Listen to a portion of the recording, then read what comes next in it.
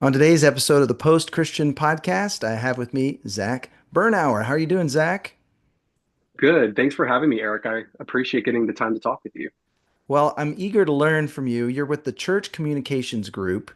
A lot of churches have been struggling post-COVID. Some have restarted, some haven't made it. I'm just Yeah. curious, working with the churches that you work with, what are some of the ways you've seen church leaders adapt? What are some effective innovations you're seeing churches use? Yeah, that's a good question. So, like a lot of the time before COVID, our churches, we really weren't online. A lot of us weren't live streaming. I was actually on pastoral staff in Georgia, and we didn't have a live stream. And then we're hearing rumblings about COVID and um, just this potential of us shutting down. And we almost overnight had to move our entire church online. We went online with live streams. Our youth ministry that I was overseeing, like we went online. Small groups were over Zoom. And so, like, COVID really made the digital space needed for churches.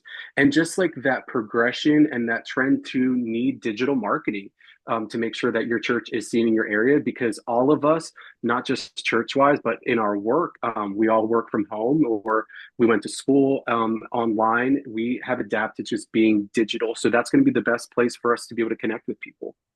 Well, I'd love to hear more about that, but let me just ask you, have you seen churches effectively kind of move into this hybrid world where they have a vibrant online community while also they're in person now? What are some of the ways you've seen that work well for churches? Yeah, I think we see it every day. Like you're talking about Stephen Furtick at Elevation Church. We even see Craig Groeschel at Life Church, Judah Smith, Church Home. Like they have really adopted this hybrid of online digital media and then having in-person services, even down to like, our common neighborhood church, Preston Trail Community Church. They're one of my favorite churches that we get to work alongside. They have a great digital marketing strategy and a digital content strategy that is thriving, alive, tangible, and then also they have incredible in-person experiences too. Well, I have a chance to coach pastors, and one of the pastors that I'm coaching goes on and on about advertising through social media. There's just a way you can Hmm. be incredibly specific. He's seen it as the most effective outside of the word of mouth. A friend Yeah. inviting a friend is certainly a beautiful way to reach others. This is your bread and butter. Talk about how social media can be a tool to actually reach new people that wouldn't have necessarily just walked into the doors otherwise. Yeah, especially post COVID, what we saw, when we were pastoring, that we had those fringe people that might come once a month, maybe every other month. And what COVID did was give them an excuse not to have to come back. They now had an excuse. It was no longer my dog's sick. They had a legitimate excuse not to come. And so, kind of what we have seen over the past few years is a lot of our social media really was just focused on our people, being able to connect with our people, inform them about events. But a lot of the time now, when you look at your social media analytics, about 85% of your reach is actually people within your community and that don't attend your church. And so, what that is a great opportunity for us to be able to communicate who we are, what we have to offer. Most people don't know that churches have kids ministries or youth ministries, let alone things such as grief share, celebrate recovery, or even benevolent ministries. And what social media allows us to do, and the humanity that social media has, is lets us show the real people that exist. And what that does is build reputation and build trust for people to begin to come and join us in person. I think that's really a beautiful thing to mention because many of us do have ministries that are absolutely felt need. Someone's in crisis, Hmm. they don't know what to do or where to go, and maybe they'll open themselves up to going to a church because they're desperate. I Hmm. think the space, social media, digital space gives us a chance to tell our story, a different story than what they might see on the news about Christians or Hmm. Christianity. If we're demonstrating God's love, bringing justice when there's injustice, bringing healing, and letting people know about that, all of a sudden we're able to communicate more who Jesus really is, who he is, and who he Yeah. wants us to be. What are some of the more effective ways you've seen churches use social media? Yeah, one of the most effective ways to use social media is to storytell. Tell the stories that are happening in your church, whether that's the story of the impact of your ministry, personal lives. Like as we begin to tell the stories of the people within our church, what that does is it allows people to feel that there's a space for them. They can look at people and go, well, I identify with that. I look like them. I sound like them. They're my neighbor. Therefore, that this is a place for me. And it also builds empathy in we're so divided a lot of times and we are so segregated from one another and we see what's different with us, but you begin to see different people that don't look like you, and you see how their lives have been changed and transformed, how their marriages have been restored, how their anxiety and their depression has become manageable because of their relationship with God. It builds empathy. And as we tell stories, we're ultimately telling the story of God, which is captivating. Mm. And what people want to do is be able to connect with others. That's the bread and butter for us as churches on digital marketing. Our sermon series doesn't bring in people like it used to. It's all about the community that we have to offer, the relationships that we have. And as we begin to tell people lives are being changed and even resourcing them. What Being online gives us that opportunity to talk about real life things that we may not talk about in the pulpit, or even be able to convey things in a different way than just stage preaching. It allows us to be able to connect with humanity even more and connect with the heart of God. Do you have relationships with churches that have volunteers running social media or staff that's running social media, or is that something even you guys help churches with? Yeah, so we coach a lot of churches that we're coaching their full-time social media strategist. We're coaching people that are comms director and social media small plate, or pastors that are just trying to figure it out, along with volunteers. But yeah, we do coaching. We want to make sure that churches have a good strategy and good content that fits them. But we also do that too. We manage and help create content for churches' social media all the time. You know, we have these conversations here at Gateway in Austin about, Facebook, Instagram, TikTok, YouTube. There's so many different options. Where do you Yeah. see churches doing well? Do they tend to try to have a footprint in all the areas? Do they focus using just one? What are some of the effective best practices? Yes, the age-old question of what platform should I be on. I always recommend the top three: Facebook, Instagram, YouTube. And where you lean into has everything to do with who you are. Facebook is primarily moving 45 plus female. Instagram is still that young family, 18 to 34. YouTube's male. So it's like, what is your church? Is your church primarily older individuals? Then lean into Facebook? Is it younger families? Lean into Instagram. Like it really does come into what platform fits you best. And the best way to make that decision is to know the platforms, but then also to be honest with yourself.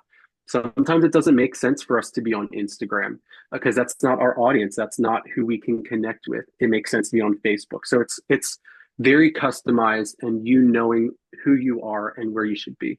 That's good.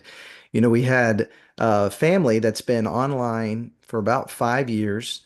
Some Hmm. churches I know don't like the online campus or feel like it's an off-ramp. And for some, it certainly has been. They started with just watching during Hmm. COVID and then not coming as much even as things reopen. But it was interesting, this family, as they got into a personal crisis, I invited them to try something different. He was in a small group, also online, and just encouraged them, just come in person. And they Hmm. came one week and it made a huge difference. And then he goes back the second week. And we just so happened to be trying something new where we, during the service, ask a few of the what we call digging deeper questions. It's small group questions, but in the room during the service, just trying to Mm. uh, get people used to talking to each other again, not coming in late, not leaving early, but getting to know folks. And would you know that he starts talking to the guy next to him? That guy has an 8-year-old daughter. He has an 8-year-old daughter. He ends up inviting the dad sitting next to him and the 8-year-old to his 2-year-old's birthday party because the 2-year-old doesn't have a lot of friends. And he ends up coming. Their two 8-year-olds become best of friends. And there was a mutual friend that also came to the party all the way from the north side of town. He was just going on and on about the beauty of coming in person. And they've been coming in Yeah. person ever since, last I heard. I wonder if there's advice you have of helping move that person who's skeptical, starts online, to then getting there in Mm. person, or even how do you create really vibrant community with the challenges of being all over and online? Yeah, it comes into engagement. A lot of us are set it and forget it with our social media. We'll post and then never follow up. But it's always inviting people into the conversation. It's going like how posting reflection questions. How can your life be changed by the message last week? It's going, how can we pray for you? What needs can we meet for yours? So it's always inviting them into it. And then ultimately, yeah, our goal is to bring them in person. So a lot of that is showing them and letting them know that, like, hey, we have safe on ramps for you to be able to join us and engage. For some people, going to church on Sunday morning is a lot. That's a huge ask for their lived experience that they could have, their preconceived biases. So, like, when we begin to engage them in conversation, connecting with them, treating them as their our own person, like their own in person congregants, they begin to feel trust, they begin to feel relationship with us. And then when we strategically invite them to things like a fall festival or maybe a small group or a kids ministry event, they feel a lot safer to do it than just be like, hey, be here on Sunday, or we're not going to ever talk to you again. So it's developing a relationship, fostering those relationships, nurturing them, and then giving them opportunity to meet in person. And sometimes it takes us, like, because we manage social media as pastors, it's us going, hey, let me, like, I see you've been joining us online for a while. How can I meet with you? Let's go get coffee together. I'm not making you come to the church building. I'm just going to go build relationship with you as a person because you're a part of our church. Mm.